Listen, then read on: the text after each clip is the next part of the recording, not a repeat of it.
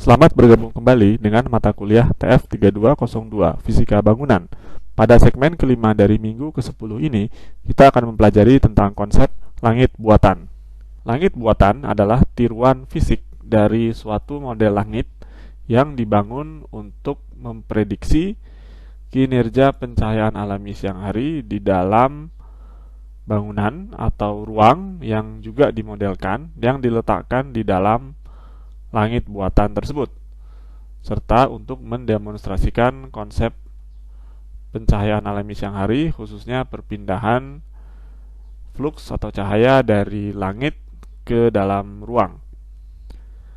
Salah satu bentuk langit buatan yang paling lazim ditemui adalah yang berupa kotak cermin, seperti pada ilustrasi berikut, di mana terdapat suatu kotak atau balok dengan bagian langit-langitnya ditutupi oleh difusor, kemudian di atasnya diletakkan sejumlah lampu yang umumnya adalah lampu fluoresen tabung dalam jumlah yang cukup banyak, sedemikian sehingga menghasilkan cahaya dengan iluminasi yang mendekati iluminasi pada langit berawan, khususnya langit berawan standar CIE.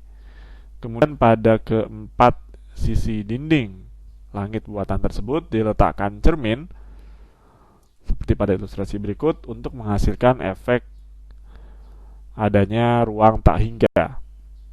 Kemudian di tengah-tengah langit buatan atau pada bagian bawahnya diletakkan model bangunan atau maket yang ingin diuji.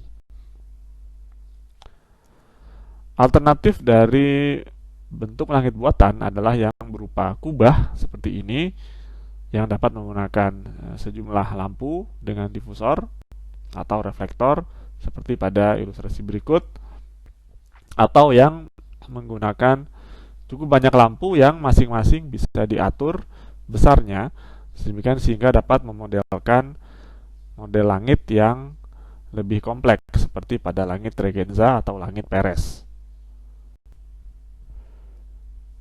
Pada model langit buatan yang berupa kotak cermin, difusor yang diletakkan pada langit-langit haruslah memiliki distribusi intensitas cahaya tertentu sehingga dapat menghasilkan distribusi yang sesuai dengan langit berawan standar CIE.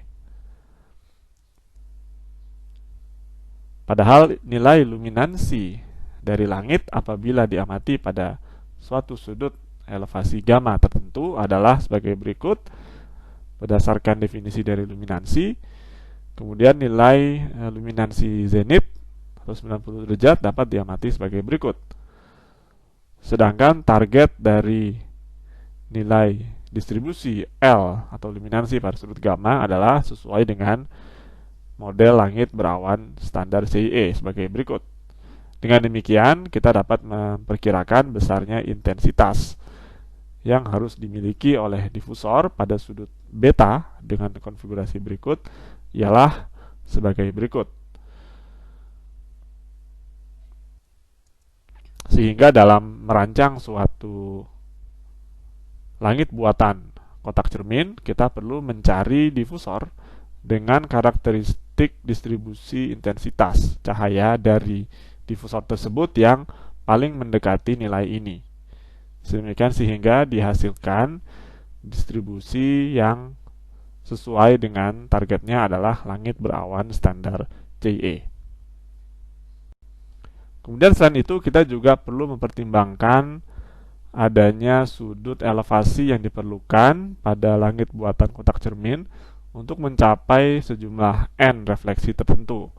Artinya kalau kita berharap terdapat sekurang-kurangnya misalkan 3 kali refleksi, maka kita perlu memperkirakan besarnya sudut gamma N yang kita perlukan untuk mencapai banyaknya refleksi tersebut, dengan persamaan sebagai berikut yang bergantung dari nilai H atau ketinggian langit-langit dari bidang kerja, dan R atau di sini R adalah setengah dari lebar ruang.